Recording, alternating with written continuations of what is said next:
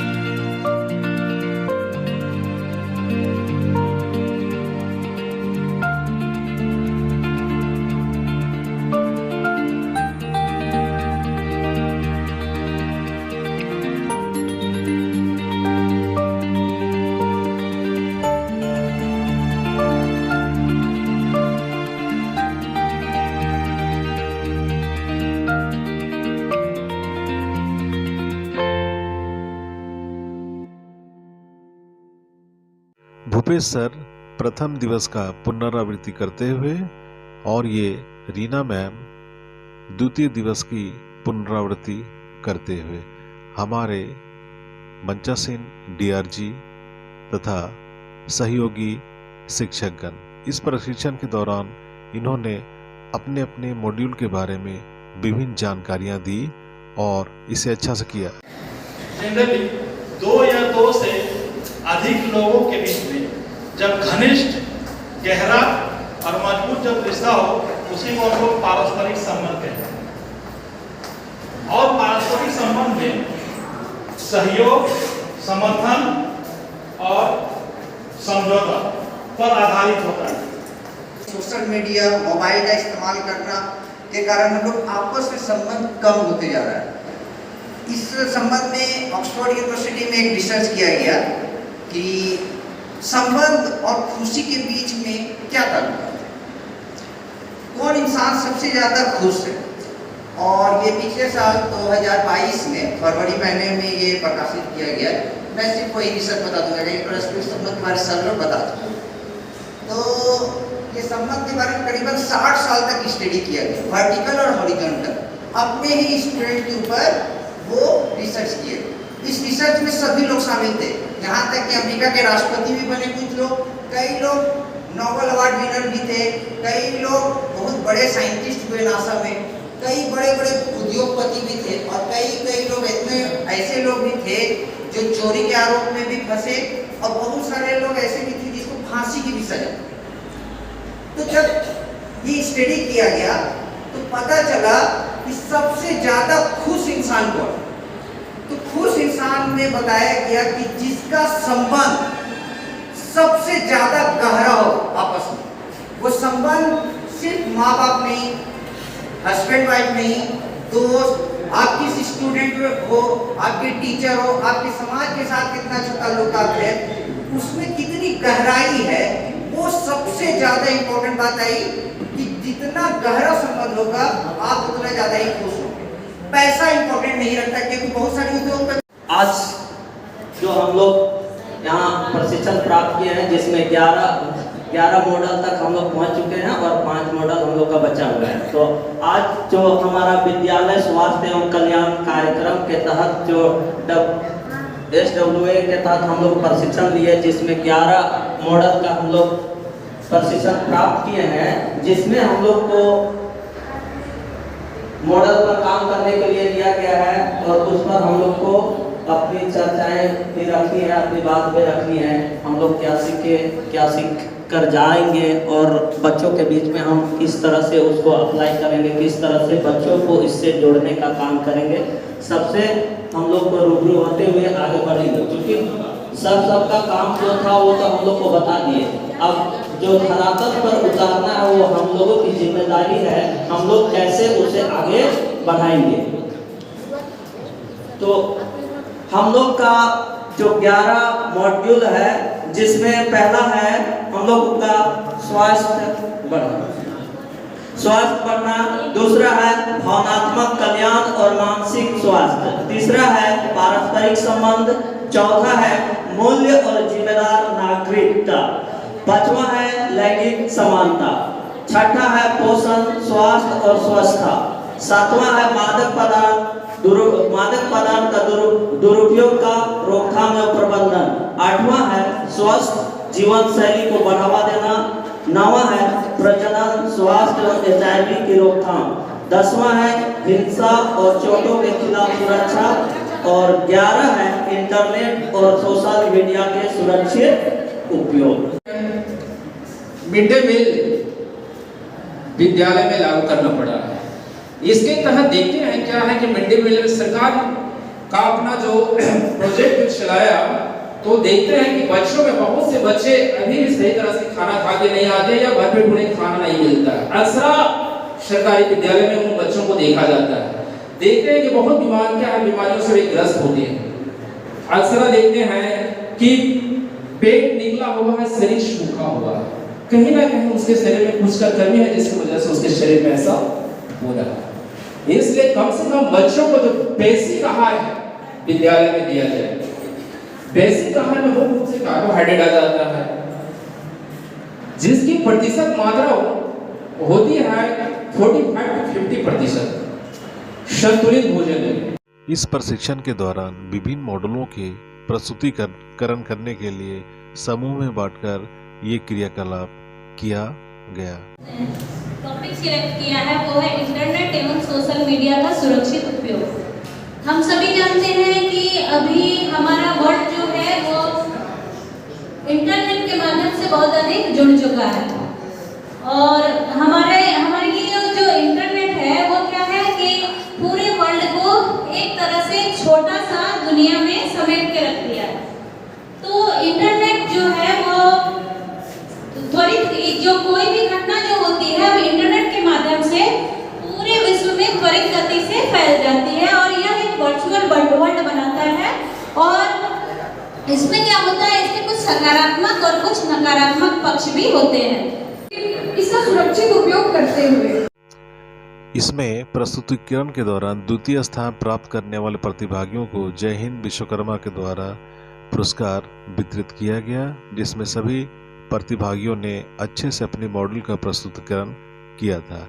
इसमें उन्हें पेन या कलम देकर सम्मानित किया गया। ये सारे प्रस्तुतिकरण मॉडलों के आधार पर था, जिसमें और ये प्राचार्य द्वारा प्रथम स्थान प्राप्त करने वाले प्रतिभागियों को कलम देकर सम्मानित किया जा रहा है, जिसमें सभी प्रतिभागी उपस्थित थे। प्रोग्राम के तहत प्रेजेंट है विद्यालय स्वास्थ्य और कल्याण programme, school health and welfare programme. इसमें जो 11 मॉड्यूल हमने किया है उसका 8वां मॉड्यूल लेकर हम लोग आप लोगों के सामने उपस्थित है। 8वां मॉड्यूल है हमारा 8वां मॉड्यूल है स्वास्थ्य जीवन शैली को बढ़ावा। स्वास्थ्य जीवन शैली का मतलब जो हम लोग सुबह से उठते हैं, दिन भर का क्रियाकलाप और जो हम लोग के सोते तक होता है। छोटे से ही हम लोग सभी सुनते आए हैं, हमारे भी पेरेंट्स बोलते थे, हम लोग के बच्चों को बोलते हैं, खेलोगे कूदोगे तो बनोगे खराब, पढ़ोगे लिखोगे तो बनोगे नवाब। लेकिन शायद अब ये गलत साबित होने जा रहा है। एक बीच का दौर था जब बच्चे खेलना भूल गए थे। हमने भी अपने बच्चों को पढ़ाया, प्राइवेट स्कूल में जाते थे, मॉर्निंग में उठा ट्यूशन या हमने होमवर्क। इसमें सभी प्रतिभागी अपने मॉडलों के साथ प्रस्तुतिकरण करते हुए और प्रस्तुतिकरण में सभी शिक्षकों ने अपने प्रस्तुतिकरण को बेहतर बनाने के लिए बहुत ही बेहतर ढंग से प्रस्तुतिकरण कार्य को पूर्ण किया। इसमें डीआरजी द्वारा मार्गदर्शन किया गया, प्राचार्य द्वारा मार्गदर्शन किया गया तथा सभी प्रतिभागी अपने विचारों से अवगत हुए। वो फुलवारी को शहर भेजने से डरते हैं क्योंकि कुछ वर्षों पहले उसके गांव की 2 लड़कियों को चाचा इसी तरह शहर ले गए थे, परंतु उसका आज तक कोई अता पता नहीं है।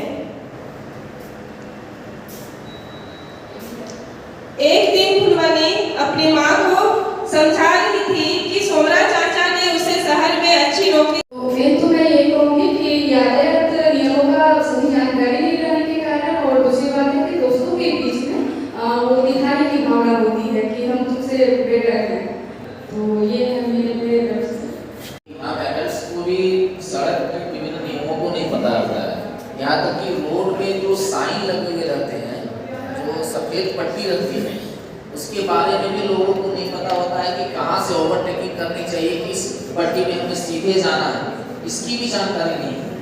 ये एक बहुत बड़ी जागरूकता का विषय है जो न केवल बच्चों को मिलनी चाहिए, बड़े लोगों को भी सार्वजनिक रूप से इसकी जानकारी देनी चाहिए। अक्सर सरकार ने अलग-अलग टॉपिक दिया, लेकिन बेसिकली मैं जिस प्रोफेशन से आता था, ज़्यादा कवरेज दुर्घटना को ही लेकर कवरेज होता था। यहाँ दुर्घटना हुआ, ये बच्चे एक्सीडेंट किए,